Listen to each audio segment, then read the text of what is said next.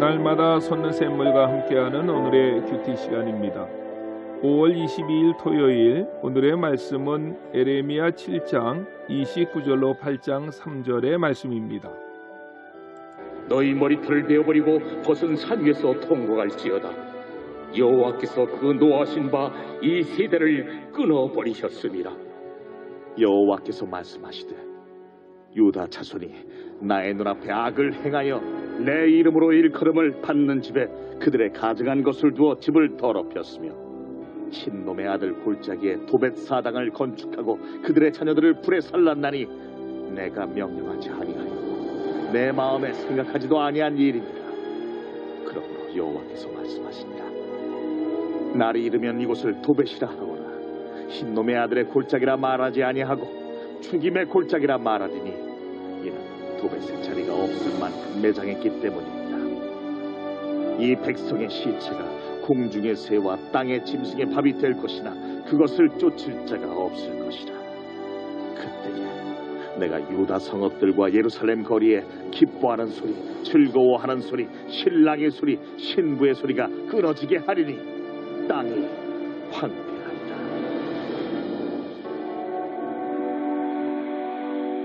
여호와의 말씀입니다. 제8장의 사람들이 유다 왕들의 뼈와 그의 지도자들의 뼈와 제사장들의 뼈와 선지자들의 뼈와 예루살렘 주민의 뼈를 그 무덤에서 끌어내어 그들이 사랑하며 섬기며 뒤따르며 구하며 경배하던 해와 달과 하늘의 뭇별 아래에서 펼쳐지게 하리니 그 뼈가 거두이거나 묻히지 못하여 지면에서 분토가 될 것이며 이 악한 민족에 남아있는 자 무릇 내게 쫓겨나서 각처에 남아있는 자들이 사는 것보다 죽는 것을 원하리라. 만군의 여호와의 말씀입니다. 여호와 샬롬, 하나님 우리의 참 평강이 되십니다. 오늘 새벽도 우리는 계속해서 에레미야 7장의 말씀을 함께 생각해 보고자 합니다. 에레미야 7장을 우리는 성전 설교의 장이라고 말합니다. 7장 2절 말씀에 보면 너는 여호와의 집 문에 서서 이 말을 선포하여 이르기를 여호와께 예배하러 이 문으로 들어가는 유다 사람들아 들으라. 여호와의 말씀을 들으라 라고 했습니다. 그러니까 예레미야 7장은 예레미야 선지자가 성전에 들어가고 있는 사람들을 향하여 외친 하나님의 말씀이라는 것입니다. 여러분들이 마치 주일 아침에 안내하는 사람이 되어서 교회당으로 몰려오는 사람들을 맞이한다고 생각해 보십시오. 어떻게 그 사람들을 맞이하시겠습니까? 공손하게 인사하며 밝은 미소를 보이며 사랑합니다, 축복합니다, 상냥하게 인사하며 맞이하지 않겠습니까? 그런데 우리가 계속해서 말씀을 보았던 것처럼 에레미야의 모습은 정반대의 모습이었습니다. 하나님의 진노와 저주, 화가 나신 모습을 가감없이 토해내고 있습니다. 하나님의 격한 감정들이 쏟아져 나오고 있습니다. 그래서 이 성경을 대하는 우리도 힘이 듭니다.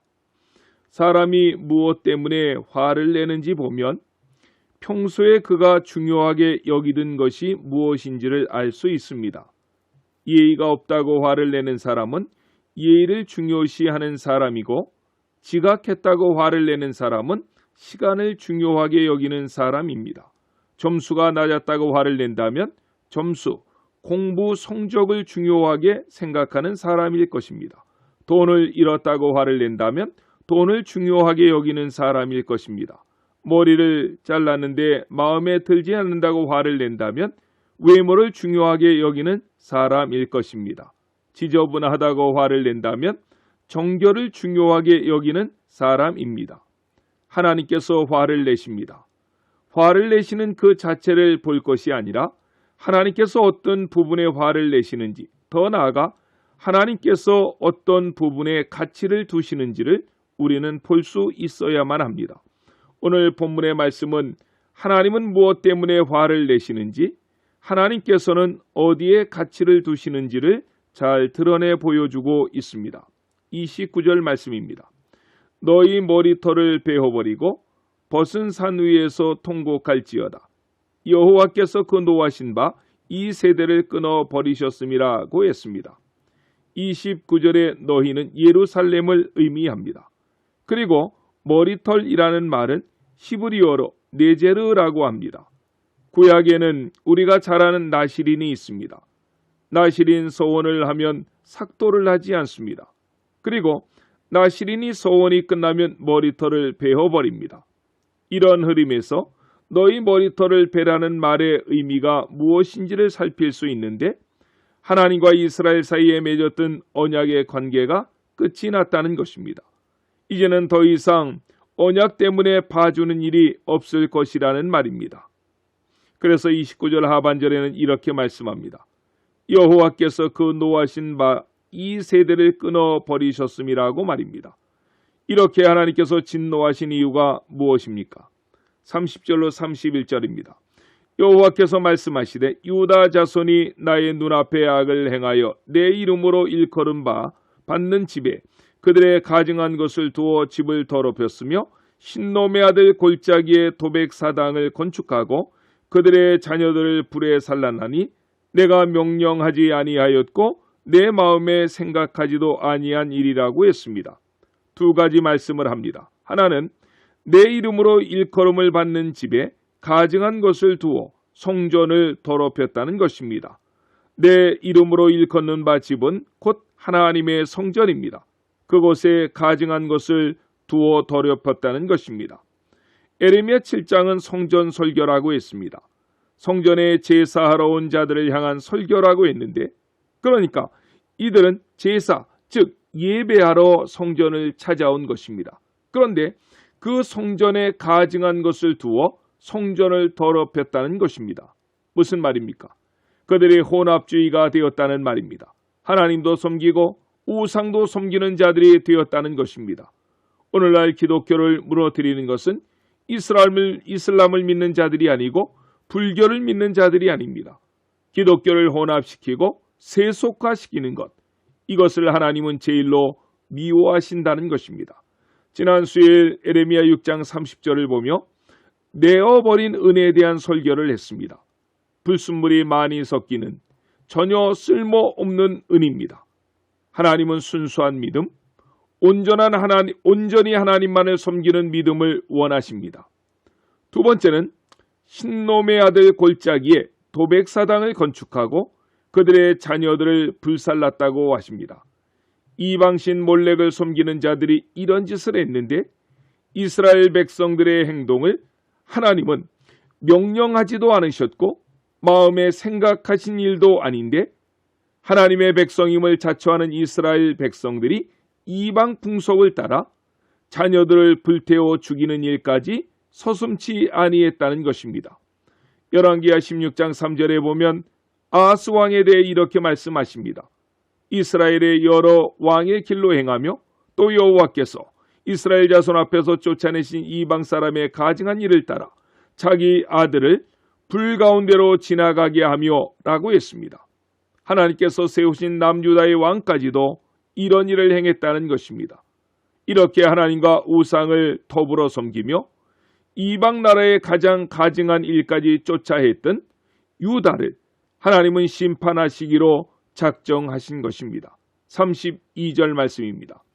그러므로 여호와께서 말씀하시니라 날이 이르면 이것을 도벳이라 하거나 신놈의 아들의 골짜기라 말하지 아니하고 죽임의 골짜기라 말하리니 이는 도벳의 자리가 없을 만큼 매장했기 때문이라 라고 했습니다. 신놈의 아들의 골짜기는 예루살렘 성의 서남쪽에 있는 깊은 협곡으로 이루어진 골짜기인데, 이곳에 세워진 도백사당에서 자기 자식을 우상의 제물로 불살라 바치는 악행을 저질렀다는 것입니다.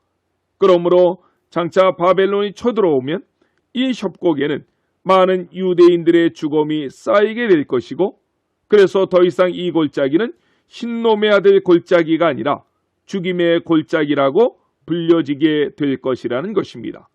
그리고 33절에 말씀합니다. 널브러진 시체들을 공중의 새와 짐승들이 와서 먹게 될 것이라고 하셨고, 34절에서는 더 이상 그 땅에서 웃음소리, 기뻐하고 즐거워하는 소리가 그치게 될 것이며 황폐한 땅이 될 것이라고 말씀하셨습니다. 그리고 8장 1절로 2절에서는 이 무지한 백성들을 그러한 길로 인도했던 유다의 왕들, 거짓 제사장들, 선지자들의 뼈를 무덤에서 끌어내어 그들이 이방신을 섬겼던 자리에서 나뒹구게 할 것이라고 말씀합니다. 무덤에서 뼈를 끌어내는 일은 대단히 모욕스러운 일이고 승리한 침략자들이 종종 이러한 일을 행했던 것을 역사적으로 보게 됩니다. 8장 3절에서는 죽지 않고 도망하여 살아남은 자들에게 사는 것보다 죽는 것이 복이라고 여길 정도로 하나님께서는 그들을 철저한 고통 중에 남겨두시겠다고 말씀하셨습니다. 하나님의 분노가 오죽했으면 이렇게까지 말씀하셨겠습니까?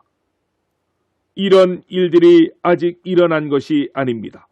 앞으로 일어날 일들입니다. 이렇게 말씀하시는 것은 이런 무서운 메시지를 듣고 하나님께로 회개하고 돌아오는 것입니다. 이제부터는 하나님만 온전히 섬기라는 것입니다.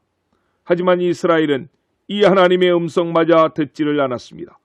그래서 그들은 BC 586년에 바벨론에게 멸망당함으로 이러한 일들을 실질적으로 체험하게 됩니다. 오늘날도 마찬가지입니다. 지옥의 고통은 이보다 훨씬 더 할 것입니다. 하나님의 음성을 듣고서 온전히 주님께 돌아오시는 우리 모두가 되시기를 예수님의 이름으로 간절히 축원합니다. 아멘. 기도하시겠습니다. 사랑의 주님, 감사합니다. 이스라엘 백성들의 삶 속에 있었던 세속주의, 하나님도 섬기고 우상도 섬기는 불순물이 가득한 신앙의 삶을 우리도 살고 있지 않는지 되돌아보게 해주시고, 세속에서 행하는 도덕적인 타락에 빠져 호우적하고 있는지 우리가 살피게 해 주시옵소서. 우리 삶의 부끄러운 부분들이 말씀을 통하여 드러난다면 이제는 온전히 회개하고 하나님께로 돌아오게 하시고 하나님만을 온전히 섬길 수 있는 하나님의 백성들이 되게 해 주시옵소서.